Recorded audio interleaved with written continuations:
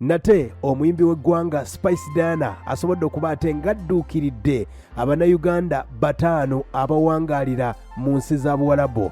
Nga bw'omanyi nti omukulu Bobi Wine yasobola okuba ate ng'atandika okuba ate ng'ayamba abaana abangi abali e Dubai abajjukira Bobi Wine yali ategeseewo n'ekivulu ebyagenda mu maaso byonna mwasa okuba ate nga mubimanya enteekateeka eyo n'egwa butaka. Wabula yagamba nti teri kuzikiza mu mbeera yonna ajja kuba ate ng'ataasaayo baataasizza oba banaabeera bameka oba banaabeera bameka, era ng'omukulu Bobi Wine yasobola okuba ate ng'atandika ne miliyoni 10 n'agamba tutandikiraawo mpola mpola. Kati nno omuyimbi w'eggwanga Spice Diana namukwaya asobodde okuba ate ng'awulidde omulanga gwa mukulu we kubanga bonna bambogo, n'agamba kasobole okuba ate nga mpulira omulanga guno. Kati nno abayimbi gwe omuyimbi ali eyo oyinza ogamba olina abawagizi bo bali mu Buwarabu baliwa, gwe ki ky'obakoledde? Spice Diana nno akoze ekyenjawulo mu nteekateeka eno.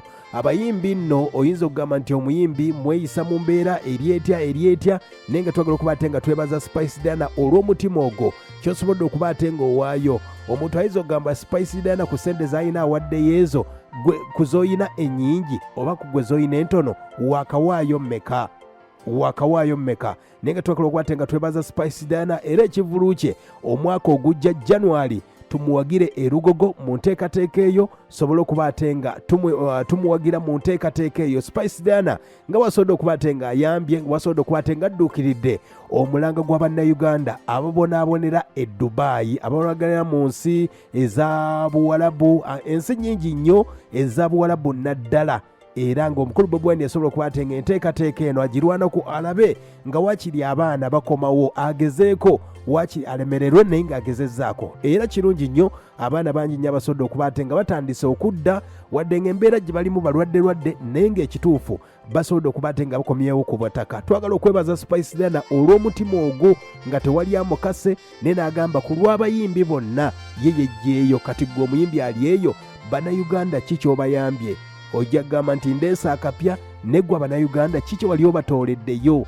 Ebivulu mubikubye, konsati muzikubye, ne musobola okuba ate nga mukoze buli kivulu kyonna ky'olaba. Neggwe bameka Abannayuganda bootereddeyo? Ne kabeera kakadde kamu kateekeyo osobole okuba ate ng'oyamba omwana oyo basobole okuba ate nga bakoma oba oliawo basobole okuba ate nga bagattira wano obuwaya embeera nga bali ku butaka ewaka tewasingika mu mbeera yonna wadde ng'embeera si nnungi naye ewaka tewasingika. Twagala okwebaza Spice Diana ne ttiimu yonna, manager Roger na bonna abasobodde okuba ate nga bawadde Spice Diana ekirowoozo ekyo, ne Spice Diana nga ye webale kuba ate nga odduukiridde omulango ogwo ogw'Abannayuganda banno abali mu mbeera etali nnungi. Abangi bali mu makomera, abaana balwadde, abakyala bangi nnyo abali mu mbeera y'okusoomoozebwa. Nga obamanyi nti Abannayuganda bangi nnyo bagenda mu Buwarabu, waliwo abasuubiza emirimu ne babalimba, waliwo abeera ku visa ne ziggwako ne babeera ku overstay.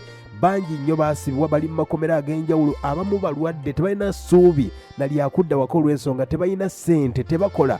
Kati mu mbeera eyo Abannayuganda basobodde okuba ate nga bawaddeyo, basobodde okuba ate nga balwaniridde Omunnayuganda ali eyo, tebamuyinaako wadde buzadde wabula olw'ensonga nti Munnayuganda munnange ayisibwa mu mbeera etali nnungi. Spice Diana akoze kyanjawulo nnyo. Ne kati gwe omuyimbi ki ky'okoledde Munnayuganda munno akuwagidde ebbanga n'ebbanga, ebivulu mubikubye ne mwewaana nti ne mupositinga nti ate nze jjuzza mmeka?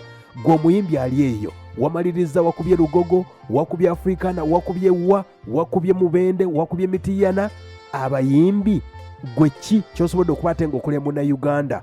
Si kaka okuyamba tebakaka, naye gwe ki ky'okoledde Munnayuganda? Koppa Spice Diana mu mbeera eyo. Era nkusaba yagala ennyimba za Spice Diana. Ayina concert omwaka ogujja 2023 bwe tunaaba tutuuseeyo. Mukama muteremu obwangu mu mbeera eyo, naawe wagira Spice Diana kubanga awagidde Munnayuganda. Tiketi 5, abayimbi bangi nnyo abamusinga obugagga, concert bazikubye wadde ne ka tiketi akamu.